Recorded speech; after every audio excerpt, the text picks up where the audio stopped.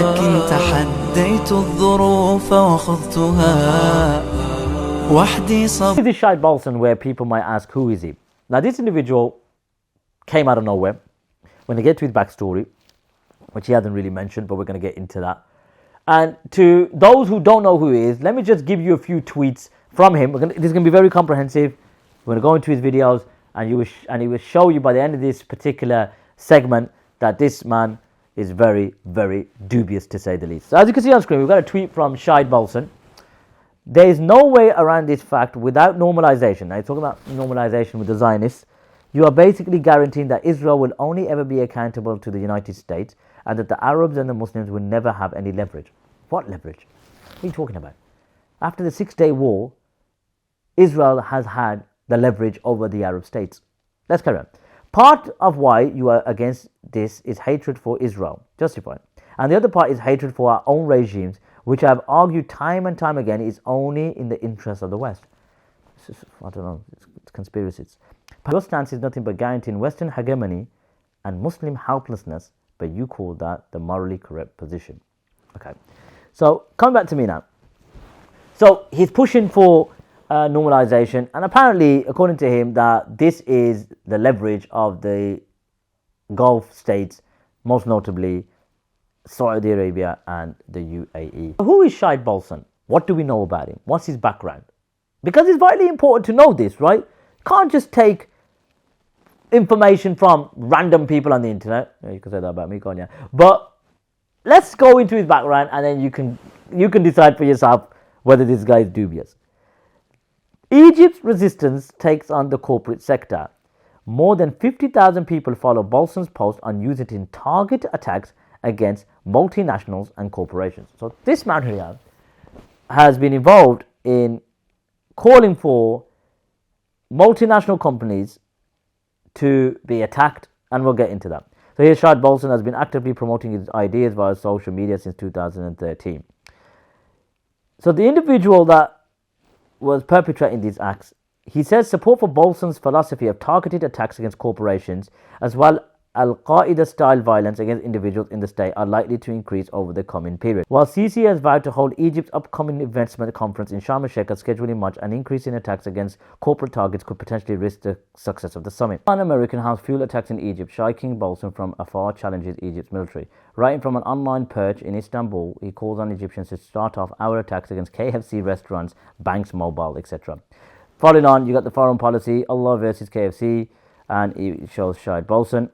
And as you can see, it's got an article which mentions that these groups are burning down like KFCs, etc. And it mentions, where the arrow's over, a 43-year-old American and a convicted murderer, we're going to get to that, named Shai Bolson. When the popular resistance movement took credit for the bombings, it used slogans first popularized by Bolson. Wasn't Shai Bolsen saying in his tweet on the 23rd of October, as you know, this is post-October the 7th, that he's saying that, and the other part is hatred for our own regimes, which I've argued time and time again, is only in the interest of the West. So when you were calling to burning down multinational corporations in Egypt and elsewhere, wasn't that, in the interest of the West? So what's changed? What was he convicted for? Because it is known he went to jail. It's by his own admission. He doesn't really highlight why he went to jail for. But a very sinister, sinful act was perpetrated by Shahid Bolsen. Here we got the Gulf News. American sentenced to death in Sharjah. So sentenced to death. Sharjah court sentenced American to death for murder of German. Sharjah court of first instance in Sharjah yesterday sentenced to death an American for murdering a German businessman last year. Gulf News has learned. The court also sentenced the accomplice in an Ethiopian woman who took part, etc., etc., etc. So that's the background of this individual, right? And he was sentenced to death. And mysteriously, I think he's sitting in Malaysia, talking about geopolitics and how the Arab Gulf leaders are so great and we need to be normalizing with Israel. You have had positive things to say about Mohammed bin Salman and the UAE, governments many Muslims regard as illegitimate. What do you say about the fact that some people have called you an agent or an apologist for the Arab regimes? Well, it would be a little bit difficult for me to be an agent, considering the fact that I'm banned for life from the GCC. I wonder if that's true for any of the people that are criticizing me or criticizing my stance, or people who are accusing me. I can't go to Dubai. I can't go to the Khalij. I can't go to the Gulf. I have a lifetime ban ever since my case, and I haven't done anything since I got out of prison to make the Gulf rulers like me anymore. In fact, I'm sure that sometimes they wish they would have executed me when they had the chance. I wouldn't be surprised if the U.S. wishes that they had done that as well. The Imam, the leader, the ruler, is guiding the affairs of his community, whether you like it or not. He's guiding the affairs of his community, his state, his people. And Rasulullah sallallahu alayhi wasallam said that he is a shield for the Muslims. So how are you going to hate him just because he isn't perfect? Just because he commits sins? Just because he does wrong sometimes? Don't you? Is your default position to hate every Muslim who's just like you and who follows Islam and adheres to the Sharia imperfectly, just like you follow Islam and adhere to the Sharia imperfectly? Okay, so Shahid, as I played at the start, that's the start of his video, he puts MBS. He mentions the hadith regarding the Imam being a shield for the Muslims. Now this is the problem where those who are fascinated with their own ra'i, as per the hadith, don't understand these ahadith. Who is the shield of the Muslims? Who falls under this category? What actions do they have to do in order to become the shield of the Muslims? You know, seriously, take a break, Shahid, because you don't know what you're talking about. So let's go into the sharh of this hadith. As you can see on screen, we've got the sharh al-Nawawi of Sahih Muslim, and this is hadith number 1841 for those who are interested. عن أبي هريرة رضي الله عنه عن النبي صلى الله عليه وسلم قال إنما الإمام جنة يقاتل من ورائه. That indeed the Imam is a shield behind who, meaning the believers, they fight, and he obviously protects them. ويتقى به فإن أمر بتقوى الله عز وجل وعدل كان له بذلك أجر فإن يأمر بغيره كان عليه منه.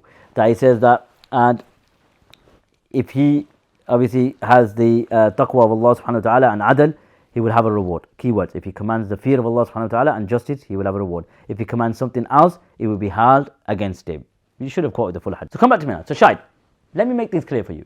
The Imam being a junnah, okay, you didn't even quote the hadith properly, because he says that the Imam is a junnah, yuqatilu min wara'ihi, that the believers fight, okay, behind his shield. Alright, so you missed that part. And what does it mean by the Imam being a junnah, being a shield? It means like he's a satar, alright, like a covering. لأنه يمنع العدو من أعداء المسلمين. That he prevents the adu from harming the Muslims. Can I ask you a question, right? What's going on right now? What's going on right now in Gaza? How are they preventing the adu from harming the Muslims? Can I just ask you that? What are they doing? We're going to go into the meeting that they had, right? Because you mentioned that point. So these imams are not junnah, okay?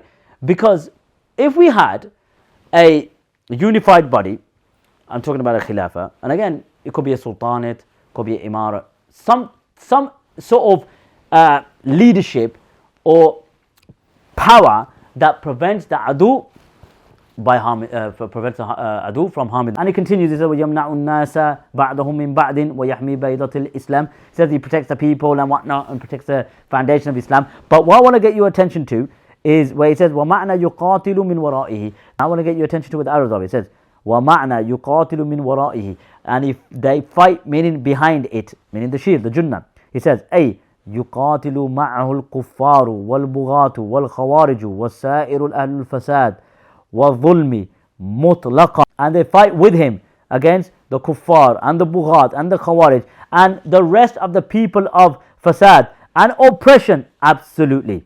What? Absolutely. So Shai, with all due respect, brother, you don't know what you're talking about. You really think MBZ and MBS are the Junnah of Islam and the Muslims? Do you seriously believe that? Are you applying these prophetic ahadith to them? Fear Allah subhanahu wa ta'ala. Now, there's many more, but what I'm going to do now is go into his comments, right? His comments, which would make you cringe. With all due respect, will make you cringe. Have a watch. Look, there's a very prevalent and very counterproductive sentiment amongst our people. And it is directly opposed to what the religion teaches us. And that is this idea that somehow hating the rulers is a sign of piety, a sign of righteousness. If you don't hate the rulers, you can't be a good person. You can't be a good Muslim, and you can't love Islam. Like it's a pillar of faith to delegitimize and hate the rulers. This is incredibly ignorant and unfair. And like I said, it's counterproductive and it's self-destructive. What kind of a default position is that? And who do you think benefits from that being the default position? Whose interests are served by having the Muslims all hate their rulers? It certainly isn't the interest of the Muslims. I really need to add on to this. No one believes that hating the rulers is a sign of piety. That's the default position. No one believes that at all. I don't know where you got that from.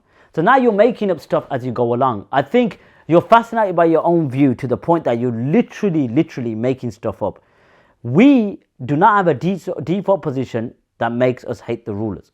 If anything, the rulers that we have, first and foremost, we deal with what's apparent, right? And we're going to get into history, which I would educate you on. When one of the great scholars of Islam, classical, when he's seen the wrong of his rulers, or ruler per se, what did he do? We're going to get into that. So I'll have to stop you there and no, it's not something that we hold as a position that we by default hate our rulers and it's a sign of piety. If the West doesn't take over, someone else will. It will either be China or Russia, or else the West will just destabilize your country to the point of catastrophic chaos. And you'll never be able to advance, you'll never be able to develop in any way whatsoever. But the Gulf states are moving in, sometimes acting as brokers or as managers for the interests of the West, for the interests of China, for the interests of Russia. But in actuality, in my opinion, they're moving in to lay the groundwork for their own authority, to bring these countries under their own sphere of influence. And that, whether you realize it or not, holds major predatory powers at bay. It's a brilliant strategy. They're creating something like a buffer zone between the West and the Western-oriented owners and controllers of global financialized capital and the Muslim world. They're creating a buffer zone between the OCGFC and the global South to some extent, between the OCGFC and the Muslim world. And whether you're intelligent enough, and whether you're dispassionate enough, and whether you're objective enough to see it or not, they are even integrating Israel into their sphere of influence. And that is the most historic and monumental strategic victory that you can imagine. Look, normalization is the beginning of the end of Zionism. There's no two ways about it. Israel was a project that only made strategic sense for the West in the context of the 20th century global order. And it doesn't make sense anymore. And Israel knows it. That's why hardline Zionists like Netanyahu are losing their minds today, because they know the party's over.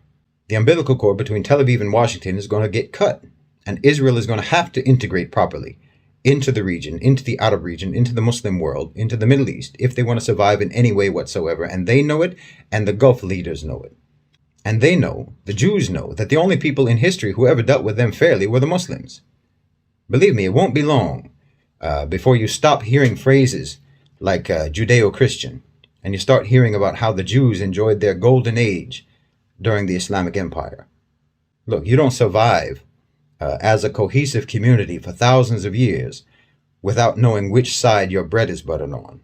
So no, I'm not an apologist, I'm a realist, and I want to see the Muslims achieve economic sovereignty, political independence, and psychological decolonization. And I see that these rulers, these governments, are making practical and strategic moves that benefit those objectives. So according to Shahid, the Gulf leaders are influencing and are integrating Israel in their strategic plan. Like, they're the ones that are in a position of power and authority. Like, are you living in cuckoo land? Like, do you really believe that the Gulf leaders are so influential that there's somehow Israel is on the back foot and they hastily went and signed the agreement with Bahrain and UAE and whatnot? Like, is this a joke? Like, are you serious? And yes, the Jews did live in peace and harmony during the Abbasid Khilafah when Bayezid, the Ottoman Sultan, Al-Wali, as they call him, went and brought the Jews into the Islamic lands after the Reconquista. We know this. The Jews know that under our system, under the Islamic Caliphate, they lived and they were prosperous, whereas in medieval Europe, they were being slaughtered and persecuted, even to the point up until World War II, they were being persecuted and they were being murdered. And it was under our Khilafah and our system of governance where the Dhimmis and the minority Christian and Jews prospered. So this is known. So please, any political analyst would laugh at you. Like, seriously, you're a Chinese Rolex version of Malcolm X. Sorry, mate. It's ridiculous. So we're going to go into it later to show you what really made them sign the peace deal. So let's carry on. They want to pretend that they're talking about measures that will act as a deterrence to Israel. But their deterrence is nothing but escalation and expansion of bloodshed. I mean, do you imagine that if the Arab states had declared war against Israel a month ago, say on October 8th or October 9th, do you really think that Gaza would look any different today than it does right now? Why, instead of 10,000 dead, we'd be looking at double that number or triple that number, 50,000 dead in Gaza today. And then add to that casualties that would be in Egypt, in Jordan, in Saudi Arabia, in the UAE, not to mention in Iran. Those American warships that are floating in the Mediterranean Sea right now would have been activated. A Western coalition would have already been carpet bombing the entire region. Maybe Al-Aqsa would have been destroyed. Maybe the Prophet's Masjid. Maybe the Kaaba. Well, you have no idea what you're talking about. I'm telling you, these people are uncivilized. They're savage. So according to Shahid Bolsen, if any Muslim government defended Palestine, it would have caused a dominoes effect where the Kaaba would have been attacked, Masjid Nabawi would have been attacked, Al-Aqsa would have been attacked, and we're uncivilized. Now, just to add, if you know about prophetic narrations, who destroyed the Kaaba near the end of times? Again, that's a question to you. Sensationalizing, if there was a Muslim government that defended the Palestinians. Confronting the hypocrisy and the double standards of the West, of the United Nations, the whole structure of the United Nations, the ICC, the so-called peace process, Israel, Zionism, American exceptionalism, all of it is being confronted and it's being shredded before our eyes. But you can't see it. You can't understand it. So you just go on Twitter and these other places and you listen to bitter gossip and namima and riba, just like somebody's old miserable auntie, and you pretend that that's political analysis. You know, the story that everyone is sharing immediately after the summit, in fact it showed up before the summit, I saw it in a tweet, but it got repeated all across social media and it even got into other outlets, and that was the claim.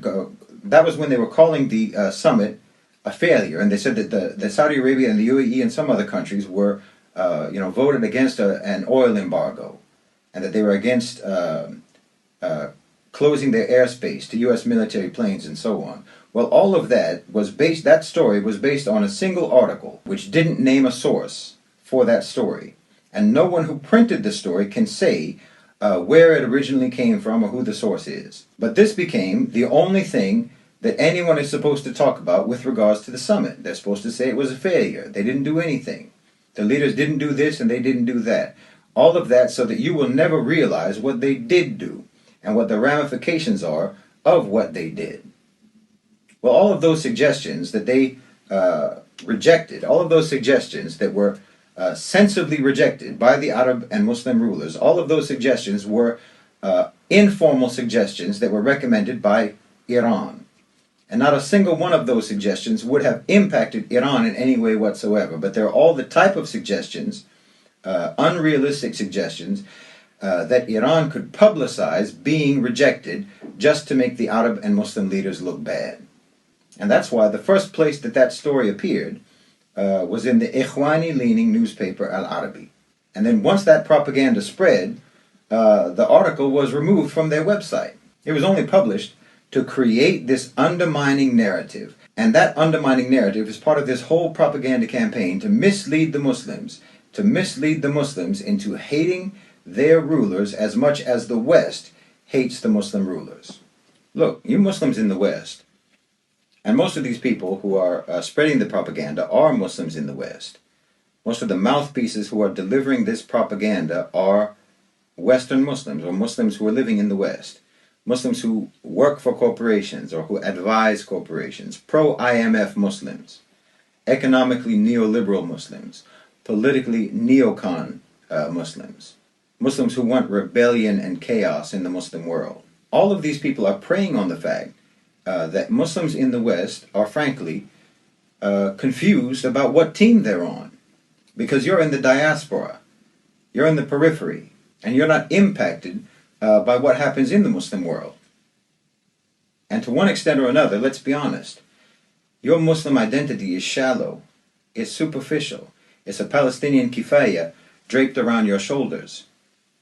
You learn your deen from the internet, you learn your deen from Google, and mostly you don't follow politics and events in the Muslim world unless there's a crisis, unless there's a conflict.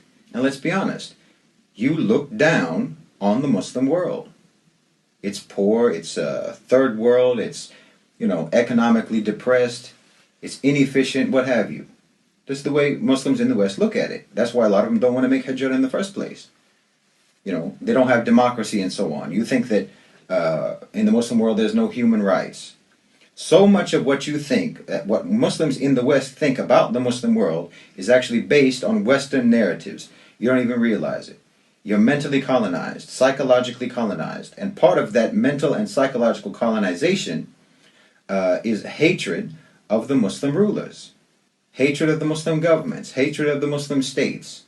And to say that, most of them are not Islamic. The governments are not Islamic. None of them are Islamic. They're all hypocrites. They're all greedy, irreligious tyrants. They're all corrupt. They're all appointed and controlled by the West to rule over fake nation states that were set up by the West and that prevent the establishment of a glorious khilafah. Do you know how you sound to Muslims living in the Muslim world? You sound like fanatic crazy people, religiously illiterate people. Okay, so Shahid is saying that the Arab states are trying to find the best possible solution for Muslims not to be killed. This video that he recorded was on the 14th of November. Today it's the 1st of December. Since that time, more Muslims have been killed. There's been a temporary ceasefire, but more Muslims have now been killed since the ceasefire has stopped.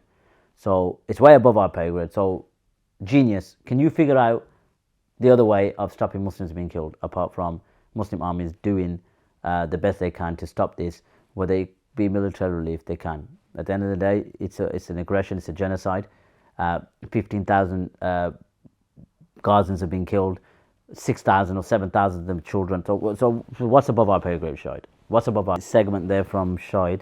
And apparently the Arab rulers, and there's a conspiracy and Ikhwani. So let's. So he's mentioned 4 points now. So suffer from erectile dysfunction, uncivilized, aunties, behave like aunties, and Ikhwanis. So all in. Don't understand politics. Agents of Iran. Like what the? What's chaos and rebellion? Like, honestly, subhanallah al-azim. Now let's look at what the outcome of the conference was, right? So this is just like bootlicking, right? This is some form of pseudo-Salafism, madakhilaism, bootlicking in sort of a different way. So there's a different kind of bootlicking. So let's go into it, so at least then we're on the same page. So as you can see, we've got the resolution of Joint Arab Islamic Extraordinary Summit, nothing extraordinary about it, on Israeli aggression against the Palestinian people. So decided the following: condemn the Israeli aggression, which they've done ever since Al-Aqsa was burnt in the 70s. Reject describing this retaliatory war as self-defense. All right, fair enough. Demand the Security Council adopt a decisive and binding resolution that imposes a cessation of aggression. So where's the influence, mate? Where's the influence? How come he hasn't stopped? Okay. 4. Demand that all countries stop exporting weapons and ammunition to the occupation authorities that are used for the army. So what influence, mate? That hasn't stopped, has it? So, Shahid, what are you talking about? Demand that the Security Council adopt an immediate resolution That hasn't happened, so where's their power and influence, mate? Let's go around. Break the siege on Gaza and impose the entry of Arab, Islamic and international humanitarian aid convoys, including food, medicine and fuel, into the Gaza Strip immediately. Call on international organisations to participate in this process and stress the necessity to allow these organisations to enter the Gaza Strip, to protect their crews and enable them to fully accomplish their role, and support the United Nations Relief and Works Agency for Palestine refugees. Power and influence, that hasn't happened.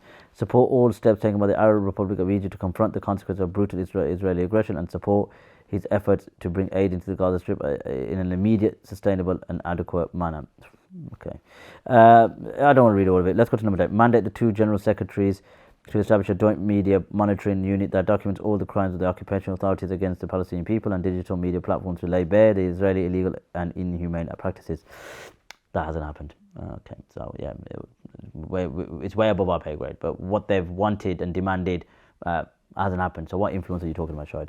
Mandate the foreign ministries of the Kingdom of Saudi Arabia as chair of the Arab Summit and the Islamic Summit in Palestine, or Palestine, Jordan, Egypt, Qatar, Turkey, Indonesia, Nigeria and other interested countries to start immediate international action on behalf of all member states of the organisation and the League to initiate an international action to stop the war in Gaza and press for launch of a serious and real political process to achieve lasting and comprehensive peace in accordance with the adopted international terms of reference. So going back to me now, Shahid, none of that's happened, mate. And it's the 13th of November or 11th of November that this document was written. So I like to ask you, what are you talking about? What influence are you talking about? What has happened ever since this summit? It's the 11th of November.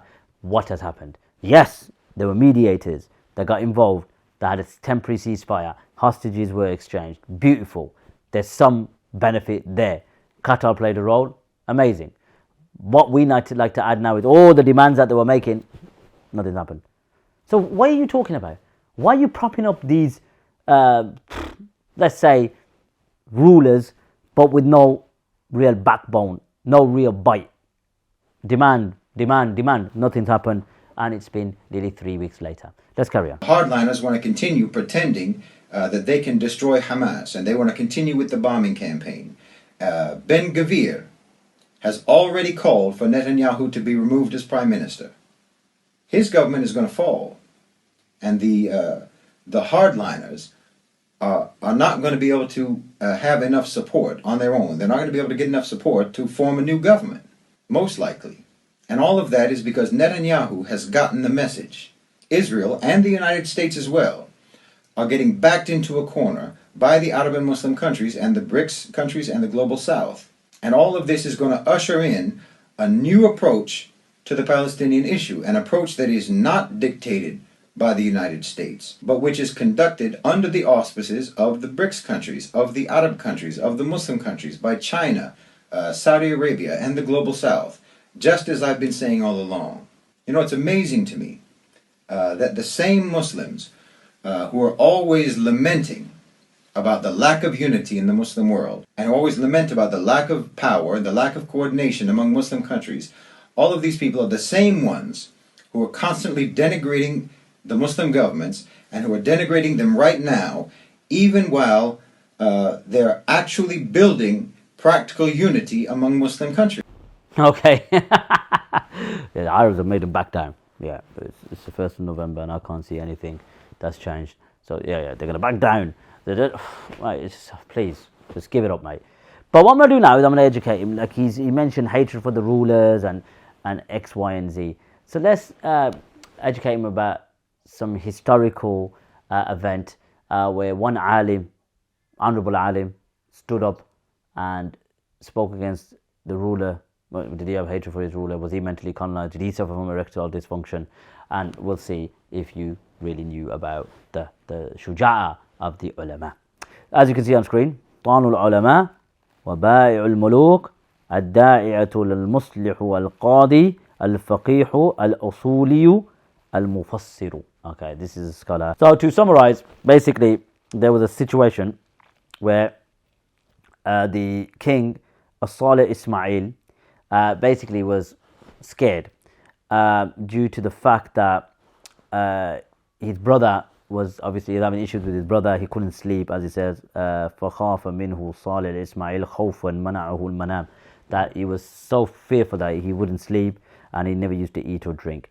And what happened, he went and aided against his brother. So rather than making a sulh, a masalih, and sort of a hudna as such, he went to the a'da of Allah and the deen and the sha'b and the ummah, al-muhtallin al-musta'mirin min al-faranji as-salibin. And he went to them. So he went to the Crusaders and made peace with them. So instead of the issue that he had with his brother, he turned to the occupiers. This individual, Shahid, was glamorizing the UAE and whatnot. And then he mentioned that he had an alliance with the French, and he aided them against with soldiers against his brother, obviously, and he supported them, and even to the point he gave up certain cities of the Muslim, Saida, was Shaqif, was Safad, and other than that, from the Husun al-Muslimin, from the fortresses of the Muslims. And this happened in the year 638. And on top of that, he permitted, the Salih Ismail, he permitted the Crusaders to enter into Damascus to buy some weapons to fight the Muslims in Egypt. So the author, Al-Muhammad al-Zuhaili, he mentions وَهَذِهِ الْخِيَانَةُ الْعُظْمَى, that this is a huge treachery. And basically this is what? Leaving the religion and the Sharia. Al-Izz ibn Salam got up on the minbar on Jum'ah in Masjid Umawi in Damascus, and he criticized the alliance with the enemies, and he called it a evil treachery, and he criticized the actions, etc., etc.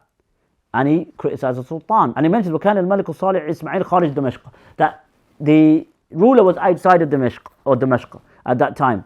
And when the information reached him, in a nutshell, he was fearing a revolution and whatnot. So he suspended, or removed Sheikh al-Izz from khutbah and iftah, etc., and ordered his arrest.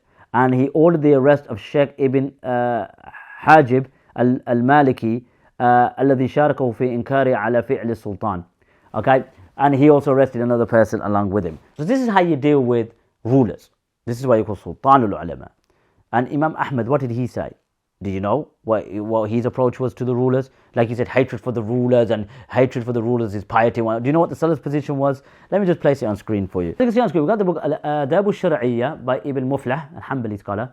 And he mentions, كان الإمام أحمد رحمه الله لا يأتي الخلفاء ولا ولاة ولا أمراء ويمتنع من الكتابة إليهم وينهى أصحابه عن ذلك مطلقا نقله عنه جماعة وكلامه فيه مشهور. And his companions forbade that, absolutely. And this is narrated from a group, and this kalam of his is mashhur. سألت أحمد عن إبراهيم بن حروي, that they asked Imam Ahmad about Ibrahim al-Harwi, and he mentions رجل وسخ, he is a dirty man.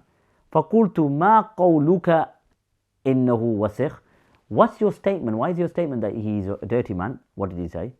قال من يتبع الولاة والقضاة فهو وسخ, and whoever follows the rulers and the judges, he is dirty. That's the reason why. Then he mentioned وكان هذا رأي جماعة من السلف وكلامهم في ذلك مشهور, منهم سويد بن غفلة والطاووس والنخعي وأبو حازم الأعرج والثوري وفضيل بن عياد وابن مبارك والداود الطائي وعبد الله بن إدريس وبشر بن حارث الحافي وغيرهم. So this was also the view, and this was famous amongst them, and all the scholars of the Salaf were of this particular opinion. To conclude this video, because it could have been lengthy, I could have spoke about the Nuruddin Zengi comment, the Sharia hadith about loving the rulers. I could deal with that in another video. I don't really need to add it in this specific segment. But to add, Shahid Bolsen has a very interesting past, which we've highlighted. His conflation of ahadith, his lack of understanding of religious texts, and I'm sure when he watches this video he realizes that there are certain things that he needs to stay away from, and that for sure is trying to explain the text, because he's got absolutely no clue what he's talking about. But ultimately he's following a course and a direction of such. He's not what you call a quote-unquote pseudo-Salafi to that matter, he's just fascinated, as per the hadith that we mentioned in Sunnah Tirmidhi, which is very, very common in our times. So I'll conclude now. Bi-idhnillah subhanahu wa ta'ala. So take care of yourselves. Wassalamu ala nabiyyina Muhammad. كم مرة عصف الأنين بداخلي، كم مرة قد ذاق قلبي من أساه محن تمر، وكم كرهت مصابها لكن رأيت الخير يسكب في أنا، كم مرة قد ضقت من عظم البلاء، بشر وشيطان يحاصرني أباه، كم مرة قد أظلم الدرب ضحى وتحدر الدمع وضاقت بي رؤى، كم مرة عصف الأنين بداخلي، كم مرة قد ذاق قلبي من أساه محن تمر، وكم كرهت